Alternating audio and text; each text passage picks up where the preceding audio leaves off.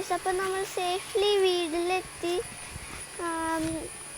അങ്ങനെ hello guys, അപ്പോൾ ഞങ്ങൾ സേഫായിട്ട് ഇവിടെ എത്തിയിട്ടുണ്ട്. എൻ്റെ വീട്ടിലേക്കാണ് എത്തിയത്. ഞങ്ങളിപ്പോൾ വന്ന് ഉറങ്ങി ഫ്രഷായി ഇനി എൻ്റെ അമ്മ വീട്ടിലേക്കാണ് പോണത്. അമ്മ വീട് എന്ന് പറഞ്ഞാൽ അതാണ് എൻ്റെ വീട്. അപ്പോൾ ഒരു പാടം അപ്പുറം അക്കരെ ഇക്കരെ എന്നുള്ളൊരു ഇതാണ്. അപ്പോൾ ഞങ്ങൾ നടന്നുകൊണ്ടിരിക്കുകയാണ്. അപ്പച്ചൻ്റെ പറമ്പിൽ കൂടെ നടന്ന് ഒരു പാടൊക്കെ കഴിഞ്ഞ് നേരെ ചെല്ലണത് എൻ്റെ അമ്മ വീട്ടിലേക്കാണ് കേട്ടോ. ഒത്തിരി ഓടിക്കളിച്ച സ്ഥലം കേട്ടോ ഇത് ചെറുപ്പത്തിൽ. എൻ്റെ ദൈവമേ, ഞങ്ങളുടെ വെക്കേഷൻ എന്ന് പറഞ്ഞ് ഇവിടെയൊക്കെയാണ്. ഇവിടെയൊക്കെ നിറച്ചും മറ്റേ ചാമ്പയ്ക്ക, ചക്ക, പേരയ്ക്ക എല്ലാം തന്നെ ഉണ്ടായിരുന്നു. നല്ലൊരു വൈബാട്ടോ.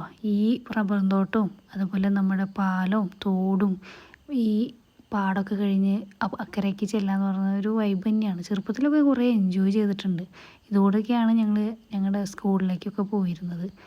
അന്ന് ഇതിനേക്കാളും എന്താ പറയുക, അത്രയും വികസനമായിട്ടൊന്നും ഉണ്ടായിരുന്നില്ല. നിറച്ചും എന്താ പറയുക, മരങ്ങളും പുല്ലുകളും ഇതൊക്കെയായിരുന്നു ചുറ്റോടും. അന്ന് ഈ റബ്ബർ തോട്ടമല്ലായിരുന്നു, ജാതിയായിരുന്നു, ജാതി മരങ്ങളായിരുന്നു ഫുള്ളും.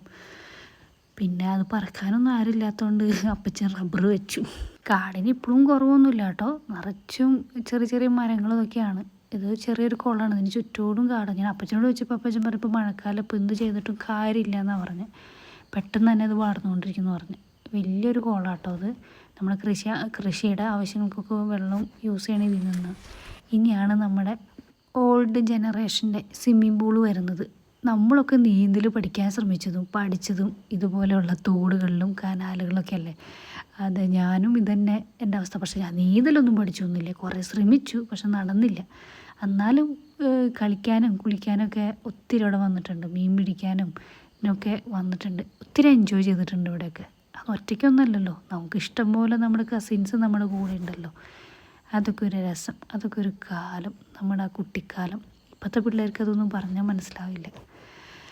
ഇതുപോലെ ഇത് കണ്ട പാടമായിരുന്നു, ഇത് നെൽപ്പാടങ്ങളായിരുന്നു. ഇതൊക്കെ നികത്തി ഇപ്പോൾ എന്താ പറയുക, ആരും നോക്കാനില്ലാത്തതുകൊണ്ട് അപ്പച്ചനെ കൊണ്ടൊന്നും ആരും കൂട്ടിക്കൂടില്ല. അതുകൊണ്ട് അപ്പച്ചൻ അവിടെ തെങ്ങ് കവുങ്ങൊക്കെ വെച്ചു.